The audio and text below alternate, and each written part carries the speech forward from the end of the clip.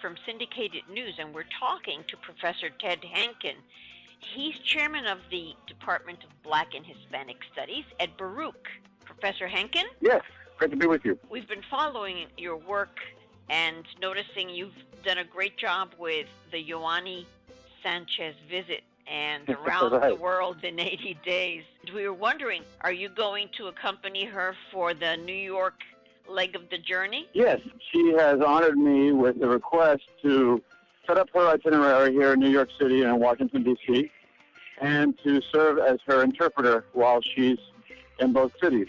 So I'm really looking forward to it. Lots of friends and contacts, everyday Cuban-Americans, students, people at major newspapers. Everyone's excited to meet her finally after having to, wait for so long and only, know her through her written word, which is fantastic, but we'll be able to hear her speak, which I've had the pleasure of doing in person, and I'm looking forward to sharing that with other people. As you can probably tell, I'm walking down the street here in Manhattan, so you get all the sounds and smells of street life here in New York City. I wanted to ask you, I noticed that the ambassador to Brazil from Cuba was very proud about the fact that he had organized people to protest and make a scene when Yoani arrived, and last night's showing of the film was canceled due to security. But worse, someone got close enough to pull her hair. Is her security something we should be concerned with? Well, we're going to take security precautions, and I'm not worried about it, but I'm not writing it off or ignoring it. I think that New York City is not a small town in northeastern Brazil, and so that means that we'll have to be a little bit more careful. And we're doing pre-planning, and, we've got support from the university that she's speaking at. And, we're also taking precautions with her itinerary to make sure that only those people who need to know where she needs to be. But at the same time, we're not hiding her, and she's going to have access to the public. We believe in freedom of speech, and so as long as we can keep her safe, she's going to have the opportunity to share her ideas. And those people who want to ask her questions, who disagree with her, will also have opportunity, to make those concerns, those questions known, as long as they do it in a civil fashion. If they want to ask her a question, they need to give her a chance to respond to the question instead of shouting her down in the embarrassing and frankly, sickening way that we saw in Brazil. The Brazilian left has a proud tradition that they should be proud of, but they also need to control members of their own ranks that really embarrass them and make them look like they're afraid of ideas. And so I think that Yoani's response was fabulous. She said, viva la democracia, long live democracy, where people can protest and express themselves. She wishes that were possible in her home country. We absolutely agree. And the question keeps coming up, and I'm curious now as well.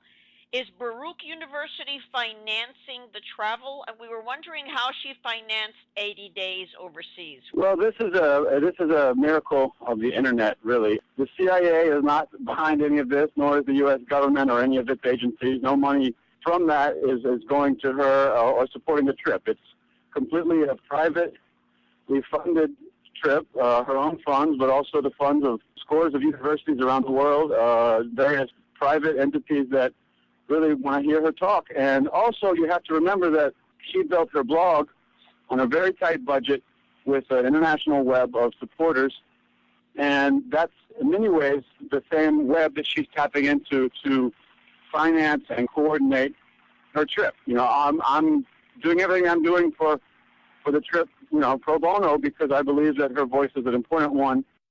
I'm a professor of Latin American studies, and this is what I do, and I do it because I have a job at a university. I can do this because it's part of my, MO, right?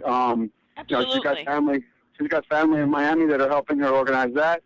You got to remember the other irony of all of this is that even if I wanted to pay her $1,000 or $10,000 for her speaking engagements in New York, I couldn't, because the U.S. embargo prevents it. We've got to follow the law. Whether we agree with it or not, we've got to follow it. And so, and she's also a Cuban national who's subject to the embargo, ironically. So, this is not about money. This is about ideas. This is about freedom of the press, freedom of speech. This is about debate and dialogue. and, looking for a brighter future. And the question came up, so naturally I had to ask it. And is there any place where we can see her itinerary and know what cities she'll be showing up at what date? Well, I know her itinerary very intimately in New York and Washington, D.C., and the main place to go to read about that is my blog, which is Elyuma, E-L-Y-U-M-A. The main event, of course, is the 15th, 16th, and 17th of March. It is not being sponsored by Baruch College, where I work, but by the New School and New York University, NYU, which I am working with people over there, including the Cuban+American performance artist Coco Fusco and Chris Stover, who's in the jazz program. They're the ones who really are the architects of that event, a 3-day event that's on the use of social media and its impact on the public sphere. In Cuba, we're having Yoani Sanchez, of course, as our keynote speaker on Friday, March 18th at 4:30 at NYU. Orlando Luis Pardo Lasso, another leading independent blogger in Cuba, will be with us and also be speaking at the conference on Saturday and Sunday. So those are the main events. There's going to also be events that we'll publicize as we get closer in other places in New York and also in Washington, D.C. And the question came up also, it's wonderful that you are a Cubanologist, but can you dance salsa? I can, yes. I actually learned how to dance salsa before I learned how to speak Spanish. Yes, and I actually did not learn how to dance salsa in Cuba, believe it or not. They dance a very, very difficult and intricate form of salsa they call casino. And I learned actually to dance salsa in all places in Ecuador, where I used to live, and I learned Spanish there also.